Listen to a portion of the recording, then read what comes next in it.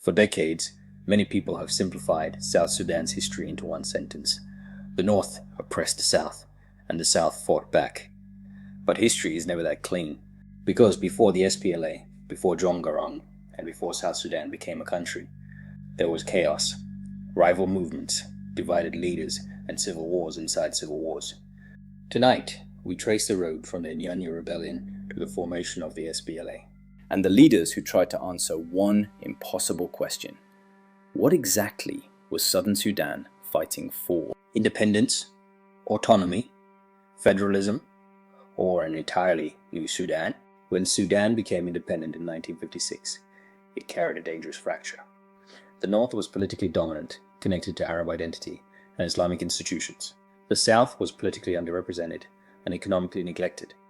Southern leaders hoped for federalism and regional autonomy.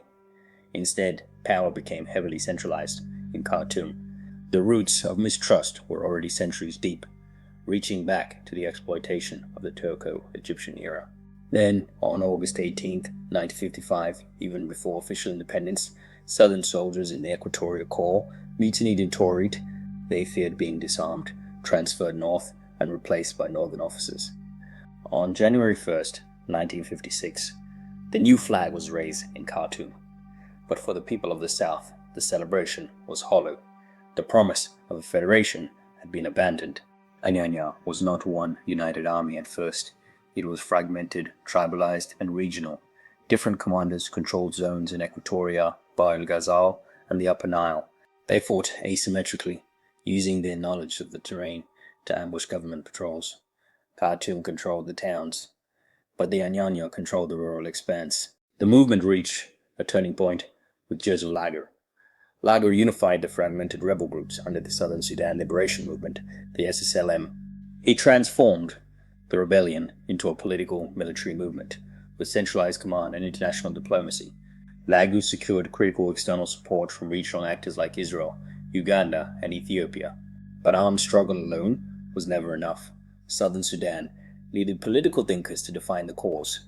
This is where figures like Agri Jayden and William Deng Shao became critical. Agri Jayden helped internationalize the issue, pushing for self-determination. William Deng Nial, leader of the Sudan African National Union, or SANU, advocated for Southern rights. But even within SANU, the relationship with UNYA was messy. Competing leadership and disagreements over negotiation versus armed struggle weakened the South repeatedly. Tribal divisions were already visible.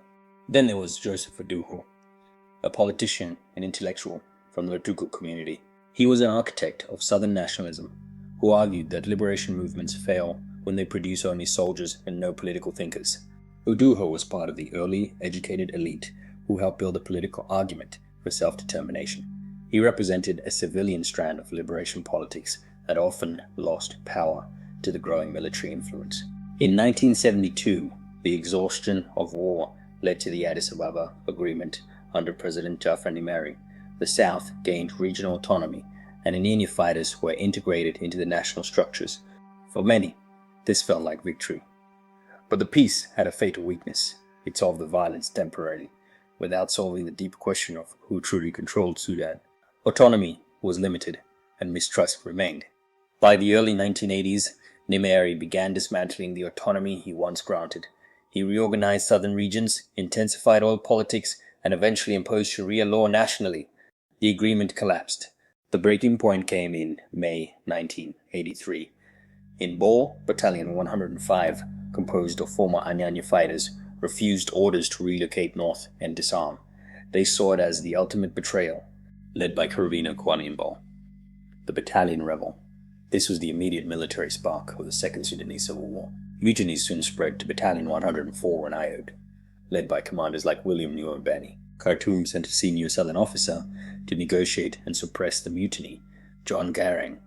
Garang was a military intellectual, educated in the United States, with a deep understanding of the state he served.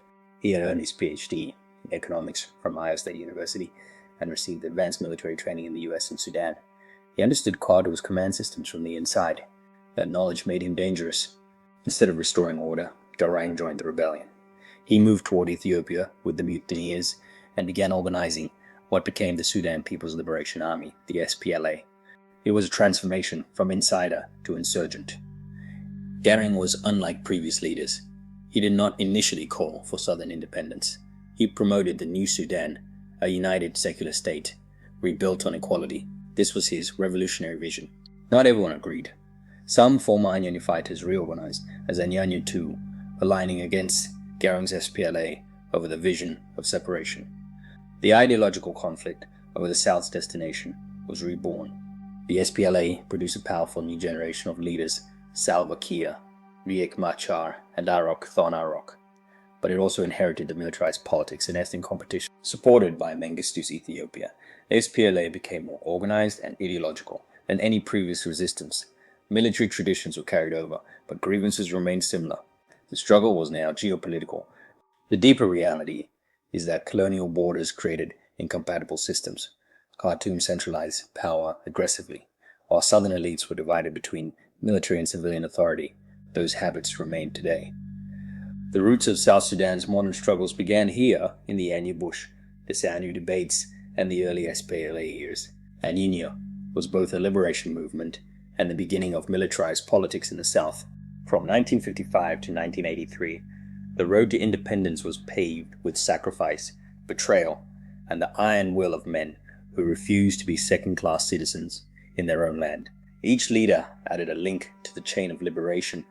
In our next series, we explore the rise of the SPLA, the commanders, the ideology, and the rivalries that led South Sudan into both independence and crisis. The legacy of these men lives on. I am Mr. Yol, the SSD Armchair historian, and this is the history behind the headlines. Peace be with you.